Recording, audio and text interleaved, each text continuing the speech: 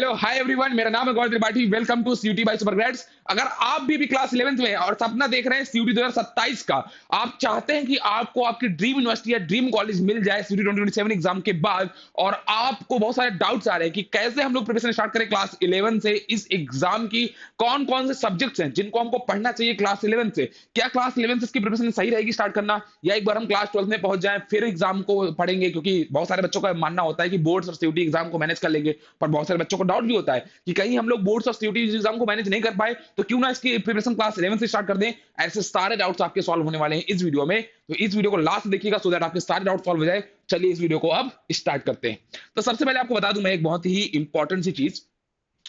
कि सीयूईटी का अगर आपको फुल फॉर्म नहीं पता, वैसे तो पता होगा बट अगर नहीं पता बता दूं कि इसका मतलब होता है कॉमन यूनिवर्सिटी एंट्रेंस टेस्ट। मतलब एक ऐसा एग्जाम जिसके माध्यम से आप लोग एलिजिबल हो जाते हैं 350 से भी ज्यादा यूनिवर्सिटीज के लिए, चाहे वो बात करें सेंट्रल यूनिवर्सिटी की, चाहे स्टेट यूनिवर्सिटी की, चाहे प्राइवेट यूनिवर्सिटी की, चाहे डीम टू बी यूनिवर्सिटी की, जितनी भी आप यूनिवर्सिटी है सबके लिए आप एलिजिबल हो जाते हैं एक सिंगल एग्जाम से। तो कितना ही प्यारा और कितना ही खूबसूरत सा एग्जाम है जिसके माध्यम से अब आप लोगों को ऐसा नहीं करना कि क्लास 12 के बाद आप लोग को बीएचयू में अगर एडमिशन चाहिए तो आप लोग को बीएचयू के लिए आप लोग को एंट्रेंस एग्जाम देना होगा, या आपको कोई ऐसी यूनिवर्सिटी टारगेट कर रहे हैं जिसमें आपके क्लास 12 का स्कोर कंसीडर किया जा रहा है, और हो सकता है कि आपका क्लास 12 में उतना अच्छा स्कोर नहीं आए। हो सकता है क्योंकि कई बार ऐसे बच्चों को होता है ना कि बोर्ड्स एग्जाम में अच्छा प्रिपेयर नहीं मैनेज नहीं कर पाते, उनका बोर्ड एग्जाम कहीं ना कहीं अच्छा नहीं जा पाता, उनका स्कोर कम आ जाता है, बट उनके वही दोस्त का होता है उसका स्कोर काफी अच्छा आ जाता है। फिर ऐसा लगता है कि यार इसका तो एडमिशन हो गया, बट मुझे तो ज्यादा नॉलेज थी, बट कहीं ना कहीं मैं ऐसा रह गया कि शायद एक एग्जाम की वजह से मैं कहीं एडमिशन नहीं ले पा रहा किसी भी यूनिवर्सिटीज में। तो अब ऐसा नहीं रह गया, अब आप एक सिंगल विंडो एग्जाम के थ्रू आप लोग टारगेट कर सकते हैं 350 से ज्यादा यूनिवर्सिटी को। चलिए तो आगे बढ़ते हैं। अब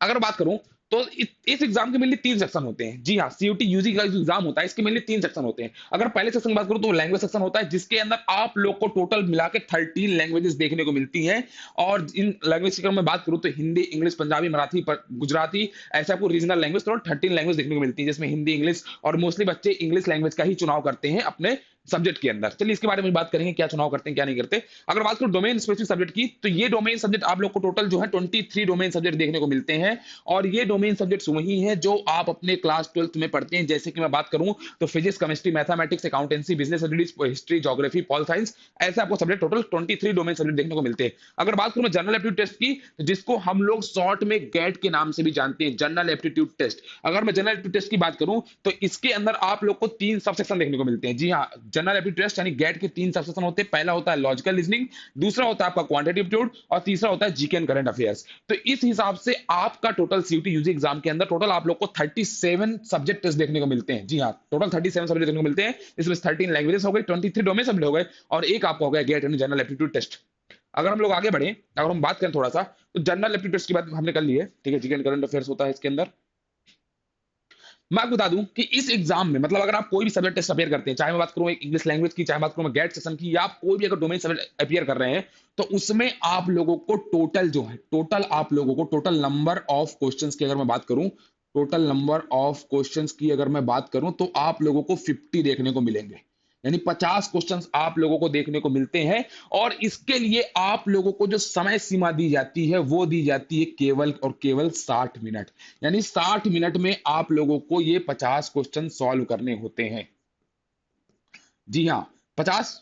एक 1 सेकंड मुझे वापस लिख दिन दीजिए, टाइम। जी, टोटल टाइम आपको जो मिलता है वो मिलता है 60 मिनट का। और एनटी का अगर आपको नया रूल पता होगा ना, जो इंट्रोड्यूस करा था पिछले साल, उसके अकॉर्डिंग ये है कि अब आप लोग को 50 out of 50 question he attempt करने हैं, और उसके लिए आपको समय केवल मिलेगा 60 मिनट। तो आप देख रहे हैं कि यानी सिर्फ 60 मिनट का टाइम है और 50 में से 50 क्वेश्चन करने हैं आपको। इसका मतलब कितनी एक्यूरेसी चाहिए होगी, कितनी स्पीड चाहिए होगी अगर आप लोग इन एग्जाम्स को, इन पर्टिकुलर क्वेश्चंस को क्रैक करना चाहते हैं। और बता दूं आप लोग को, जो अभी एग्जाम हुआ है सीयूटी 2025 का, अगर आप सीयूटी 2025 का एग्जाम अभी देखेंगे तो इसके अकॉर्डिंग बता दूं कि बहुत सारे ऐसे बच्चे थे जो 40 के ऊपर क्वेश्चंस देख ही नहीं पाए थे कि क्या क्वेश्चंस आए थे। इवन बहुत सारे बच्चे थे जिन जो 30 के ऊपर भी क्वेश्चंस नहीं देख पाए थे। तो मतलब टोटल मिला के बात ऐसी है कि अगर आप एक ऐसे विद्यार्थी हैं जो अभी से देख रहे हैं सीयूटी 2027 का सपना, तो आप लोगों को अभी से अपनी स्पीड और अपनी एक्यूरेसी एक्यूरेसी पे बहुत काम करना होगा, क्योंकि मान लीजिए आपने स्पीड आपकी बहुत अच्छी है, आपने 50 में से 50 क्वेश्चन कर दिए, लेकिन क्या होगा 50 में से आपके 20 क्वेश्चन गलत हो गए, इसका मतलब आपकी काफी नेगेटिव मार्किंग हो जाएगी। आपको बता दूं, अगर आप एक क्वेश्चन सही करते हैं तो उसके लिए आप लोग, अगर आप एक क्वेश्चन सही करते हैं तो उसके लिए आपको +5 मार्क्स दिए जाते हैं, और अगर आप क्वेश्चन गलत करते हैं तो -1 की आपकी नेगेटिव मार्किंग भी होती है, यानी -1 की नेगेटिव मार्किंग भी आपको देखने को मिलती है। तो सोचिए अगर आपने 20 क्वेश्चन गलत कर दिए तो कितनी ज्यादा आपके लिए लॉस की बात रहेगी। तो इसीलिए एक आइडियल कैंडिडेट जो होता है, जिसको ड्रीम है कि सारी यूनिवर्सिटी के लिए एलिजिबल हो जाए, एक अच्छा सीयूटी यूजी एग्जाम में स्कोर कर पाए, तो आपको बता दूं, और आपको पता चुका होगा यहाँ से कि टोटल आपको 250 का हर सब्जेक्ट देखने को मिलता है, जो कि 50 क्वेश्चन 5 मार्क्स का एक क्वेश्चन दे रहे हैं, टोटल 250 मार्क्स आपको देखने को मिलता है। बहुत सारे ऐसे सुपर ग्रेड्स के बच्चे हैं जिन्होंने 250 आउट ऑफ 250 स्कोर किया है सीयूटी यूजी एग्जाम के अंदर, और उनका कहना यही है कि वो हमेशा से ईयर लॉन्ग 1 ईयर या 2 ईयर स्टूडेंट रहे हैं सीयूटी यूजी एग्जाम के, तभी इतना अच्छा वो लोग स्कोर कर पाए। तो अगर आप भी एक ऐसे विद्यार्थी हैं तो फटाफट से आप इस चीज की प्रिपरेशन स्टार्ट कर दीजिए। और हाँ, अगर आप सपना देख रहे हैं सीयूटी 2027 का और आपको डाउट्स आ रहे हैं कि यार एग्जाम को 2 साल में कैसे प्रिपेयर करेंगे, कौन-कौन से स्टडी रिसोर्सेज इनको फॉलो करना रहेगा, क्या-क्या एक आइडियल टाइम प्रिपरेशन होनी चाहिए, कितना टाइम हम लोग को डेली देना चाहिए, कैसे इसको बोर्ड्स एग्जाम के साथ मैनेज करना होगा। अगर आपको ये सारे डाउट्स आ रहे हैं तो आप लोग बुक कर सकते हैं मेंटोरिंग सेशन, जो कि बिल्कुल फ्री है, कोई पैसा नहीं देना इसके लिए। आपको बस डिस्क्रिप्शन में और पिन कमेंट में एक लिंक मिल जाएगी, उसमें फटाफट से एक फॉर्म है, उसको फिल कर दीजिएगा और हमारी टीम आपसे विदिन 24 आवर्स करेगी और आपके जितने भी डाउट्स हैं सारे सॉल्व कर देगी। फटाफट से जाइए फॉर्म फिल कर दिए, क्योंकि सीयूटी 2027 ज्यादा दूर रह नहीं गया वैसे। चलिए अगर आगे बात करें तो अगर हाउ टू स्टार्ट, अब ये बात आती है कि ठीक है भैया एग्जाम के बारे में काफी कुछ समझ में आ गया है, लेकिन हम हाउ टू स्टार्ट, हम अगर 2027 की प्रिपरेशन कर रहे हैं और क्लास 11th में अभी, तो इसकी प्रिपरेशन कैसे स्टार्ट करनी चाहिए। तो आपको सबसे पहले बता दूं मैं कि आप लोगों को इंग्लिश यानी लैंग्वेज के अंदर, क्योंकि मोस्टली बच्चे इंग्लिश लैंग्वेज सेलेक्ट करते हैं, क्योंकि इंग्लिश लैंग्वेज का चुनाव करने के बाद आप मोस्ट ऑफ द कोर्सेज के लिए एलिजिबल हो जाते हैं। आप लोग को धीरे से हम आगे अभी एक वीडियो लाएंगे जिसमें बताएंगे कि क्या क्या एलिजिबिलिटी क्राइटेरिया होता है, कौन कौन से डोमेन सब्जेक्ट्स आपको लेने चाहिए, कौन कौन सब्जेक्ट लेने चाहिए, हर कोर्स का क्या एलिजिबिलिटी क्राइटेरिया रहने वाला है। अगर आप लोग को बीकॉम ऑनर्स करना है दिल्ली से तो उसका क्या एलिजिबिलिटी क्राइटेरिया रहने वाला है। अगर आप लोग बीबीए करना चाहते हैं सही Sukhdev college of business studies के लिए तो उसके क्या एलिजिबिलिटी क्राइटेरिया रहने वाला है। अगर बीएचयू से अगर आप कुछ कोर्स करना चाहते हैं, हालांकि बीएचयू बीबीए प्रोवाइड नहीं करता, लेकिन उसका इक्विवेलेंट कोर्स है बीकॉम ऑनर्स एफएम, जिसके लिए गेट की रिक्वायरमेंट होती है, विदाउट गेट दिए आप लोग उस कोर्स के लिए एलिजिबल नहीं होते। तो सारे आप लोग को इस सब्जेक्ट कॉम्बिनेशन के ऊपर भी वीडियोस आने वाले हैं, जहां आप लोग के सारे डाउट्स क्लियर हो जाएंगे। बट बता दूं कि इंग्लिश और गेट ये ऐसे दो सब्जेक्ट्स हैं जिनको बच्चा क्लास 12th में आने के बाद अच्छे से प्रिपेयर नहीं कर पाता, क्योंकि क्लास 12th में उसको बोर्ड्स के एग्जाम के लिए भी मैनेज करना रहता है, उसके जो सब्जेक्ट्स रहते हैं वो उनको पढ़ने रहते हैं, और साथ में इंग्लिश और गेट बच्चे के लिए काफी डिफिकल्ट हो जाता है मैनेज करना एक साल में। और बहुत सारे बच्चे तो ये करते हैं कि चलो बोर्ड्स एग्जाम के बाद इंग्लिश और गेट की प्रिपरेशन स्टार्ट करेंगे, और होता ये कि फिर सबसे ज्यादा लो स्कोरिंग सब्जेक्ट उनका यही बन के रह जाता है। और बहुत सारे ऐसे कोर्सेज होते हैं जहां पे इनकी स्कोर रिक्वायरमेंट होती है। बता दूं अगर आपका भी सपना है आईएम से पढ़ने का, तो आईएम संबलपुर, आईएम बेंगलोर, जो कि सीयूटी यूजी का स्कोर सेट करते हैं, जिसके अंदर इंग्लिश और गेट का स्कोर कंसीडर किया जाता है, सिर्फ इंग्लिश और गेट का, डोमेन का स्कोर नहीं लिया जाता। आईएम बेंगलोर के अंदर गेट का स्कोर से लिया जाता है, और अगर बात करूं आईएम संबलपुर की तो उसके अंदर आपका इंग्लिश और गेट का स्कोर लिया जाता है दोनों का। तो यानी इसके लिए आप लोग के लिए काफी इंपॉर्टेंट जाता है कि आप लोग इंग्लिश और गेट की थ्रू आउट दी अभी से क्लास 11 से, यानी आप लोग भले ही क्लास 11th में हैं, भले ही आप लोग क्लास 11th में, लेकिन आपको प्रिपरेशन इंग्लिश और गेट की अभी स्टार्ट कर देनी, क्योंकि आपके पास 2 साल का टाइम है, और 2 साल में तो आप इसको बहुत अच्छे से प्रिपेयर कर सकते हैं इंग्लिश लैंग्वेज को। अगर मैं आपको बात बताऊं, एक बहुत अच्छी बात है कि अगर आप लोग इंग्लिश लैंग्वेज के सिलेबस की बात करेंगे, यानी इंग्लिश लैंग्वेज का क्या-क्या सिलेबस आप लोग को देखने को मिलता है, तो आप लोग को सबसे पहले रीडिंग कॉम्प्रिहेंशन देखने को मिलती है, जिसके अंदर आप लोग को factual, narrative, literal, poetry based पैसे देखने को मिलते हैं। रीडिंग कॉम्प्रिहेंशन काफी बच्चों को प्रॉब्लम करता है जो क्लास 12th में होते हैं, या क्लास 12th में होते हैं, क्योंकि ये काफी अलग होता है। यानी इंग्लिश लैंग्वेज सिलेबस आप जो अपनी बोर्ड एग्जाम के लिए इंग्लिश लैंग्वेज पढ़ते हैं उससे काफी डिफरेंट सिलेबस होता है सीयूटी यूजी एग्जाम के अंदर। तो आप देख रहे हैं जैसे आरसीज की, तो आरसीज की प्रैक्टिस आप अभी से स्टार्ट कर दें, ज्यादा से ज्यादा आप लोग रीडिंग की हैबिट डालें, क्योंकि आपको मैंने बताया कि 50 आउट ऑफ 50 क्वेश्चन अटेम्प्ट करने हैं 60 मिनट्स, और आरसीज का जो वेटेज रहता है वो हमेशा अलग अलग रहता है, काफी काफी लेंदी पैसेज आपको देखने को मिलते हैं, और इनमें से फिर आपको कुछ क्वेश्चंस का पढ़ के आंसर करना रहता है। तो आप लोग की आपकी रीडिंग स्पीड भी काफी वहां पे मैटर करती है, आपकी समराइजेशन पावर भी वहां पे, मतलब आप कैसे समरी बना पाते हैं हर पैसेज की फटाफट से, वो काफी इंपॉर्टेंट हो जाती है। तो थ्रू आउट द ईयर आप इसकी प्रिपरेशन स्टार्ट कर सकते हैं। अगर बात करूं तो आप लोग सेंटेंस रीअरेंजमेंट यानी पैराजम्बल्स आप लोग को देखने को मिलता है, जो कि काफी ज्यादा एक्यूरेसी का खेल होता है, यहाँ पर काफी इंपॉर्टेंट हो जाता है इसको समझना। आप लोग को वन वर्ड सब्स्टिट्यूशन देखने को मिलता है, ईडीएम एंड फ्रेजेस देखने को मिलती है, सिनोनिम एंटोनिम देखने को मिलती है, वर्ड की मीनिंग देखने को मिलती है कि इस पर्टिकुलर वर्ड के मीनिंग क्या है। तो और आप लोग को फ्रेजल वर्ब हो गई, parts of speech, sentence completion, narration, active voice and passive voice, figure of speech, यानी देख रहे हैं इंग्लिश का कितना सारा सिलेबस है। और अगर आप लोग 2 साल इसकी अच्छे से प्रिपरेशन करेंगे तो मैं बता दूं आप लोग को कि आप लोग 250 आउट ऑफ 250 बहुत इजीली स्कोर कर सकते हैं इंग्लिश लैंग्वेज के अंदर। और इसके बाद आप लोग आईएम बेंगलोर जैसे कोर्सेज के लिए, आईएम संबलपुर जैसे कोर्सेज के लिए बहुत ही इजीली एलिजिबल हो जाते हैं।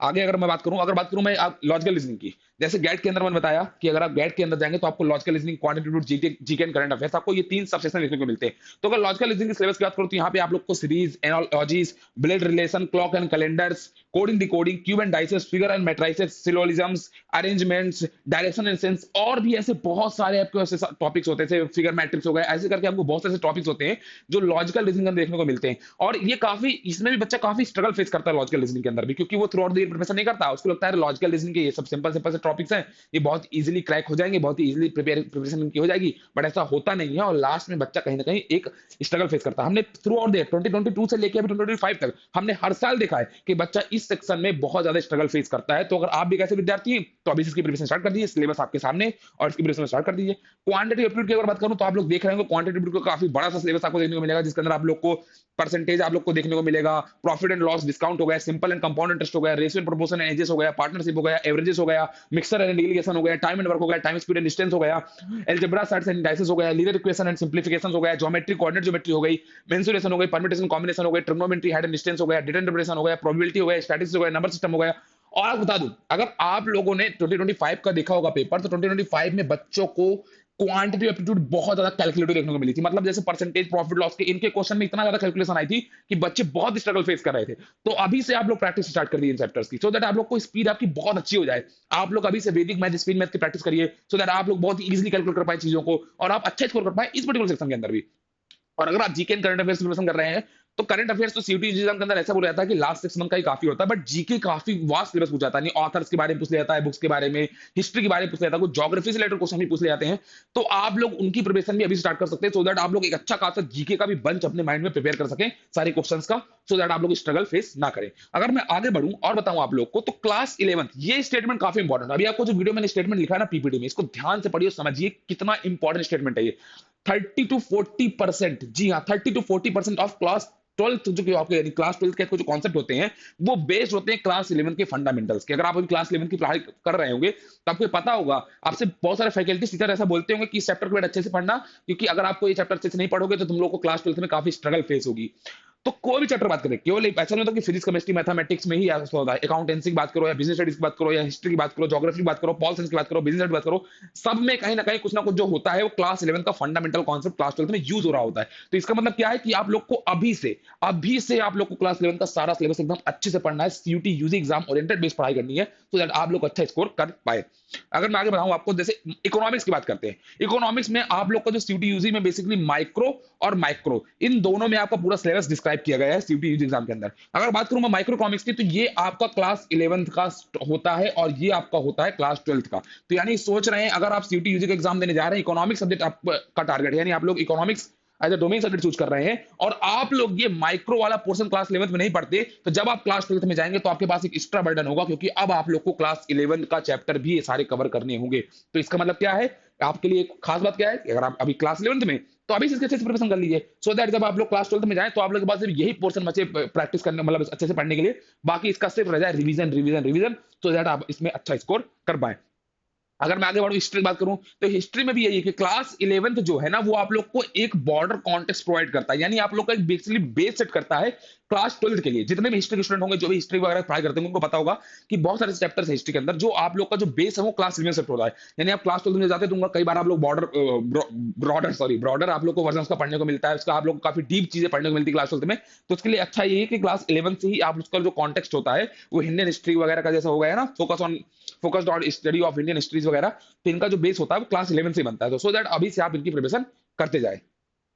मैं आपको बता दूं, अगर आप भी एक ऐसे विद्यार्थी जो कि सीयूटी 2027 का सपना देख रहे हैं, तो आप लोग के लिए एक ऐसा प्लेटफॉर्म जहां पे आप लोगों को मिलने वाली है quizzes for GK and vocab words. मैंने आपको बताया कि वोकैब आपकी कितनी ज्यादा इंपॉर्टेंस प्ले करती है सीयूटी एग्जाम के अंदर, क्योंकि आरसीज हो गया, इडियम फ्रेजेस हो गया, सारे बेस, मतलब पूरा वोकैब बेस्ड ही क्वेश्चंस आपको देखने को मिलते हैं। और 2025 में वोकैब का काफी ज्यादा वेटेज भी देखने को मिला है। 2025 का एग्जाम जो अभी हुआ था, उसमें इंग्लिश लैंग्वेज के अंदर वोकैब का काफी ज्यादा वेटेज देखने को मिला था। तो आप लोग जीके एंड वोकैब से प्रिपेयर कर सकते हैं। करंट अफेयर्स है, मोटिवेशनल कोट्स, क्योंकि देखिए क्या है ना कि अब ये सीयूटी एग्जाम 2027 की जर्नी काफी लॉन्ग रहने वाली है। तो आप लोगों को भर-भर के हम लोग मोटिवेट करने वाले सो दैट आप लोग बिल्कुल डिमोटिवेट नहीं हो और आप अब लोग अपनी जो ड्रीम यूनिवर्सिटी है उसमें एडमिशन ले ले। यूनिवर्सिटी एडमिशन और प्रोसेस इन्फॉर्मेशन अपडेट्स कोई हर दिन कोई ना कोई नई यूनिवर्सिटी जैसे अभी आईएम संबलपुर ने सीयूटी का स्कोर ये सब करना स्टार्ट किया। सारी इन्फॉर्मेशन हो गई। यूनिवर्सिटीज की एडमिशन पॉलिसी से रिलेटेड अगर कोई चेंज आ रहा है तो सारी आपको इन्फॉर्मेशन देखने को मिलती है इस पर्टिकुलर चैनल में। आप लोग को डोमेन सब्जेक्ट से रिलेटेड इन्फॉर्मेशन सारी देखने को मिलती है इस पर्टिकुलर चैनल में। तो ये हमारा टेलीग्राम का चैनल, इसकी आपको लिंक जो है डिस्क्रिप्शन में मिल जाएगी। फटाफट से जाइए हमारे टेलीग्राम चैनल को ज्वाइन कीजिए और हाँ, ऐसे इन्फॉर्मेटिव वीडियोस के लिए साथ में हमारे चैनल को भी सब्सक्राइब कर लेना। काफी मेहनत लगती है ऐसे वीडियो बनाने में और अगर आप लोग भी सीयूटी 2027 का सपना देख रहे हैं तो आप लोग को डिस्क्रिप्शन में फुल कमेंट में एक फॉर्म मिल जाएगा मेंटोरिंग सेशन का, उसको फटाफट से फिल कर दीजिएगा और हमारी टीम आपसे 24 आवर्स कनेक्ट करेगी। या आप लोग कॉल भी कर सकते हैं 6363286363 पर और तब भी हमारी टीम जो है विदिन 24 आवर्स आपसे कनेक्ट कर लेगी। यानी आप तुरंत तुरंत कर सकते हैं, सॉरी कॉल करके तो आप तुरंत ही कनेक्ट कर सकते हैं और आप फॉर्म फिल कर देंगे तो आपके विदिन 24 आवर्स हमारी टीम जो आपसे कनेक्ट कर लेगी। तो अगर आप भी एक ऐसे विद्यार्थी जो सीयूटी 2027 का सपना देख रहे हैं तो इस वीडियो को लाइक कीजिएगा, अपने उस दोस्त के साथ शेयर कीजिएगा जो कि सीयूटी 2027 का सपना देख रहा है। और मिलते हैं नेक्स्ट वीडियो में किसी और अच्छी इंफॉर्मेशन के साथ, किसी और अच्छी इंफॉर्मेशन अपडेट्स के साथ। तब तक के लिए गुड बाय।